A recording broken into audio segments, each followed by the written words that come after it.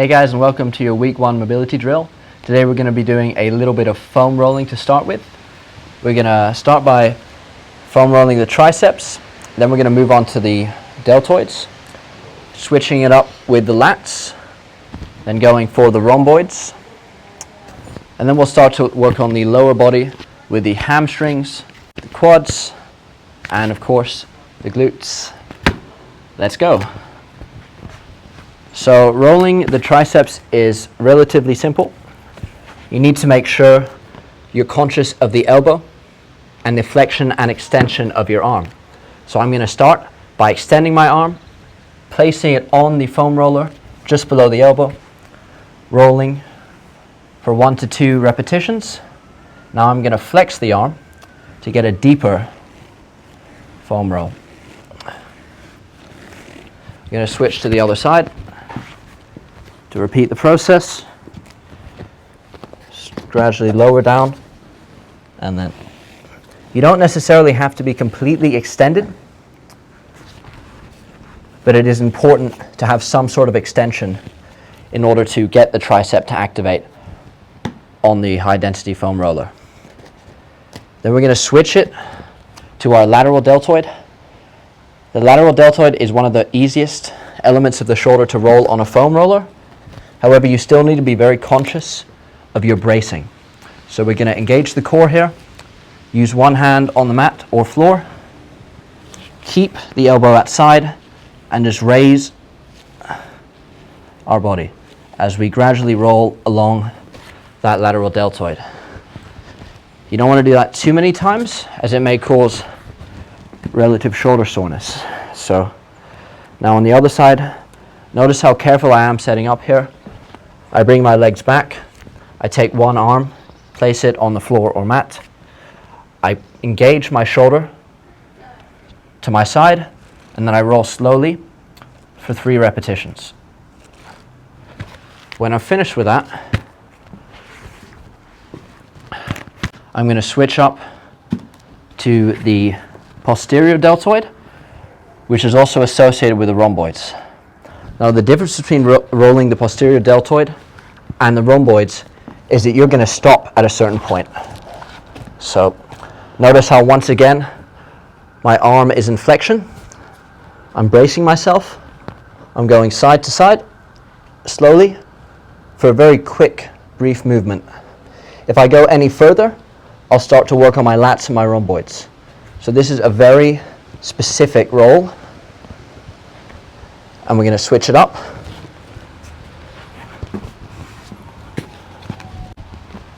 So I take my arm, I brace it, I lie back. I'm conscious of where my shoulder falls on the foam roller.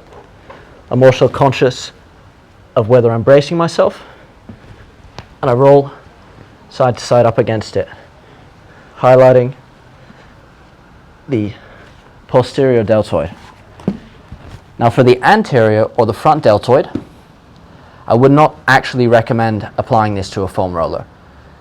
This can be worked on in the mobility segment, where we focus on arm rotations and shoulder rotations, as well as rotator cuff tightness. Now we're going to switch things up to the lats. Foam rolling the lats is relatively easy. You need to extend your arm outwards, lower your lats onto the foam roller, starting at the top towards your armpit area. Remembering to brace yourself on the mat, extend your arm outwards, and roll. Core stability is very important whenever you're doing any foam rolling exercises that involve you raised off the mat, as it may help to brace your core to get sufficient blood flow to the muscle when using one of these higher density rollers. So if you notice, I glance at the foam roller, I extend my arm outwards, and I slowly lower my body just in my armpit area. Then I bring my hips back, I raise my core, so I brace it, stabilize my movement, and slowly edge up and down my lats. Like so. And now we're going to switch to the rhomboids. As I was saying before, you can actually get a posterior deltoid foam roll and a rhomboid foam roll all in one. However, you do need to be very careful of your lower back and conscious of core activation. So you brace the foam roller behind you, and then you slowly lie back, like so. You look up to the sky or the ceiling, raise your body. Notice how I'm engaging the core, and then roll to one side and roll to the other. Today, as we're just doing rhomboids, because we've already done posterior deltoids, this is a very short movement from side to side. And you're really going to feel it working on your upper back. Always remember to slowly lower your back onto this high density foam roller, and then to slowly get up. We're going to move on to the lower body. So we'll start with a classic hamstring foam roll. You need to be very conscious of your knee in this exercise. You lower your leg down onto the roller, placing it just above the knee and towards the hips. Then you take both hands, you lower your body and roll it. You can have your foot pointed to the ceiling or outstretched. Some individuals may find more of a roll when their foot is extended towards the ceiling than when it is outstretched. That really depends on your personal preference. We always need to be very conscious of where the foam roller stops and where it starts. So in this case, I'm starting directly above the knee or the patella, and I'm ending directly below the glutes. You can do that for 3 repetitions on each side while bracing yourself at the same time.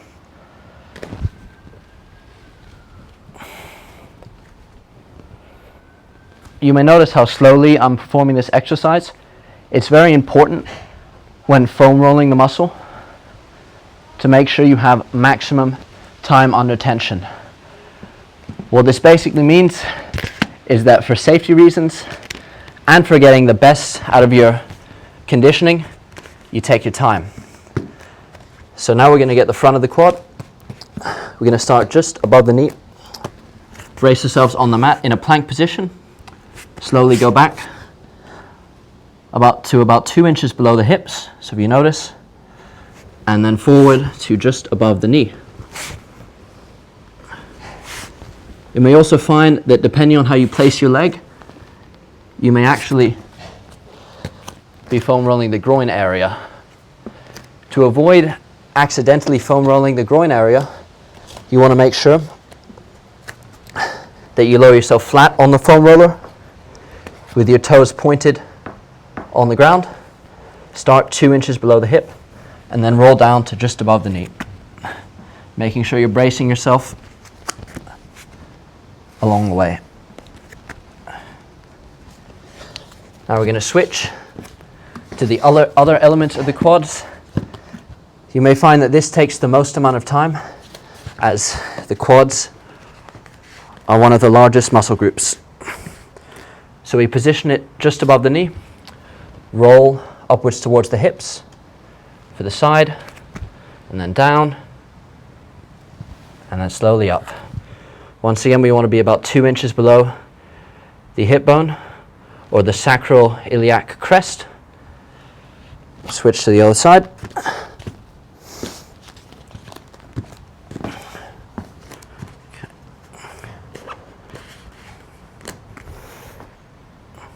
With this one, you can actually use your leg to brace yourself, so it takes a little bit of strain off your arms as we slowly roll that quad. Now that we've finished most of the lower body, we're going to finalize it with the glutes. Now, when you're rolling your quads, you roll this way. The glutes involves rolling this way. That's mainly because the glute muscles are outlined to the side. Like, imagine if I'm drawing lines and the quads are down this way. So this would be the glute muscle, side to side, and this would be the quad muscle. So you're rolling up the quad and then side to side for the glutes. So I'm going to sit up, I'm going to take the foam roller and position the top or the logo, in this case facing my heel. I'm going to raise my body and I'm just going to roll the glutes, making sure to stop at the tailbone before switching to the other side. So 1, 2, and then take it, switch to the other side, extend your leg out, and then 1 and 2. Just like the leg muscles, your glutes need to be rolled piece by piece, and contrary to the leg muscles, the glutes are rolled side to side. And there you have it. It's the foam rolling segment of week 1. We're going to move on to some other mobility elements in just a moment. Hey guys, now that we've done the foam rolling, we're going to move on to some dynamic stretching. We're going to start off with a trunk twist. You may have done this before a cardiovascular or resistance training workout. Today we're simply doing it to check on the lats and the rhomboids after a long week of overhead presses and or push-ups. As we do these side bends, we're trying to feel how the lower back and spinal erectors are doing. And now we're going to switch over into some shoulder rotations, really feeling that rotator cuff going clockwise and anti-clockwise. Do some arm rotations as well.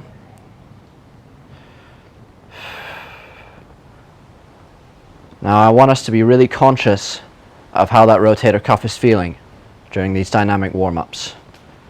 Switching over to the hamstrings, we're going to do some front leg raises. In a similar fashion to the rotator cuff, you really want to keep an eye on the level of tension on your hamstrings. Stepping back slowly and raising up at your own pace. Now we're going to focus on hip mobility.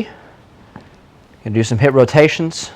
Slowly raise your knee and open up the hips before placing the leg down. Switching sides here.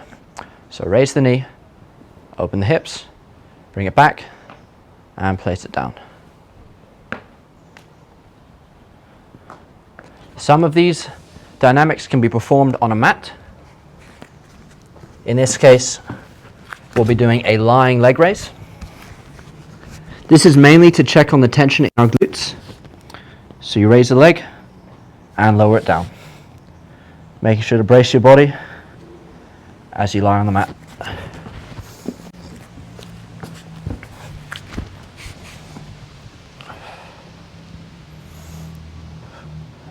Notice how I can't raise my leg very high, and that's because of some deadlifts I did the other day. So I'm actually checking on the amount of tension in my posterior chain. And after that, we're going to switch on to some other drills in just a moment. So now we're moving on to our static stretches. We've just done foam rolling and we've just done some dynamics, so the muscles are definitely warmed up. We're going to start with a tricep stretch. Slowly bring your arm up and place your hand behind your back. Take the other arm and push with the ball of the palm on your elbow. Take 3 deep breaths. We're not going for a very intense stretch here. We're simply trying to loosen up the tricep. Repeat the same on the other side.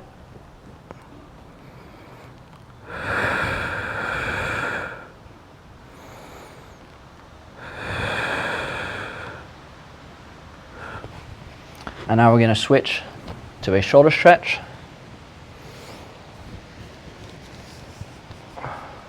Bring the arm across the body, Take a firm grip just below your wrist. Keep your back straight and really focus on pulling on that shoulder lightly as you feel the stretch. Release the shoulder and repeat the process. In some cases, you may have a tendency to twist your back when stretching the deltoid. It's more recommended to keep the back straight and to slowly pull your shoulder to your side for that stretch. Only holding this for 3 seconds as we breathe, and then we're going to release that. Switching over to the rhomboids, which we can also do prone. If you notice how I bring my arms out with my fingers interlocked, and then I extend my back. You see the rounding in my upper back as I work on stretching the rhomboids?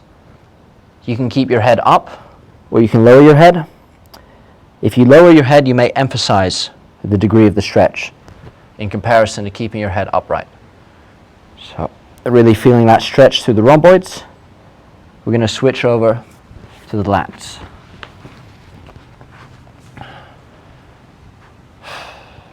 Now to stretch the lats, you can start off with a rhomboid stretch before extending your arms upwards, really focusing on shoulder mobility here, and then shrug your traps like so before extending your arms out to the ceiling. Take 3 deep breaths.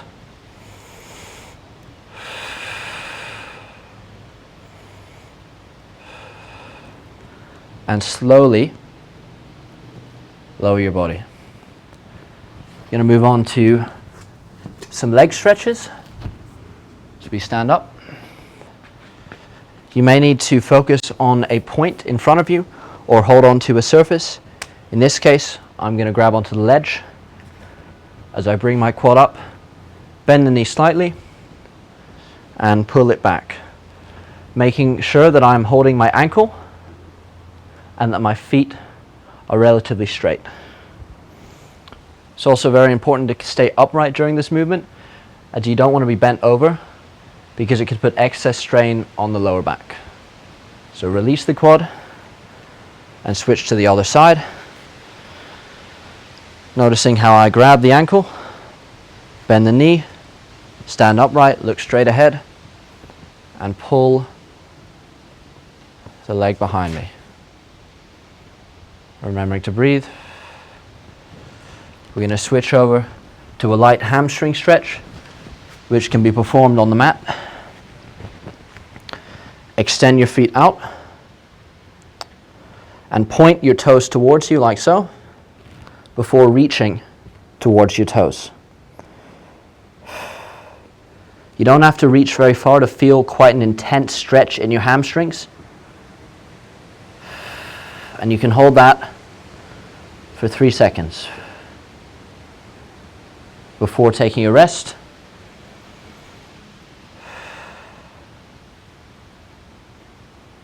And then after that 2-second rest, we're going to go back in to a 3-second hold, remembering to breathe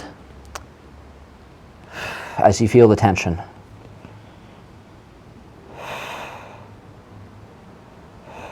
Then we release the stretch. And that was the static stretch portion of your mobility workout. We'll be moving on to other movements next. So you've made it to the end of week 1 and you're closing your mobility drills. You may have done many exercises during week 1 that you weren't familiar with. So we're going to be talking about cues today. A cue is essentially a brief tip that can enhance one's technique during an exercise. We're going to be starting with the hip hinge before moving into other movements, such as those that represent the Arnold press and the overhead lunge. Let's get started. The hip hinge is probably the most important movement in any front-facing compound movement. It's basically how your hips move when your knees are slightly bent. When your knees are fully bent, the body has a natural way of descending, as we know. However, when you're keeping your knees slightly bent, the only way to safely get lower to the ground is to hinge at the hips. If we don't hinge at the hips, we'll cause rounding in the back, which can be detrimental.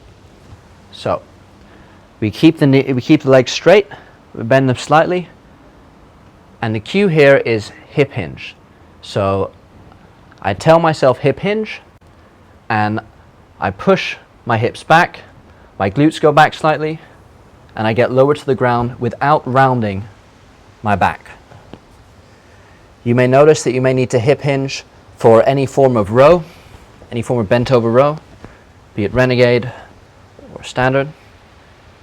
This may also apply to deadlifts and other more advanced movements. Now we're going to switch things up a little bit. For the Arnold press. Now the cue for the Arnold press is to bring your elbows back and brace them. So back and brace. So I have the weights here. They're flush with my body. I tell myself back and brace, and then I press towards the ceiling. So forward comes quite naturally.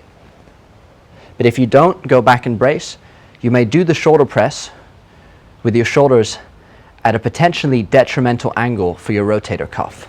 It's very important to bring that scapula fully back and to employ your lats and your rhomboids in the shoulder press to take the strain off that very sensitive joint known as the rotator cuff. So remember, hip hinge and back and brace. Now we're going to switch over into core engagement. Core engagement is very important in all types of compound movements. One of the exercises that may have featured in your program was the overhead lunge. Now, because you're holding an object overhead, there may be a certain degree of instability in your core. We avoid this by taking a deep breath and using intra-abdominal stability. Notice how I'm not letting my abs hang out. I'm keeping them braced as I'm lunging with a weight overhead. So imagine I'm holding a very heavy weight. I don't want to fall forward. I don't want to lean to the side. So I really need to make sure I'm very conscious of how I'm bracing my core. The same thing also applies to any sort of rowing movement. After you've hinged the hips, if you're rowing a heavy weight, you may notice it puts excess pressure on your lower back. This is primarily because rowing movements are designed to strengthen the upper posterior chain. However, the core can prevent excess strain. So you're in the eccentric portion of the movement, and as you go concentric, you brace your core. Release and brace your core.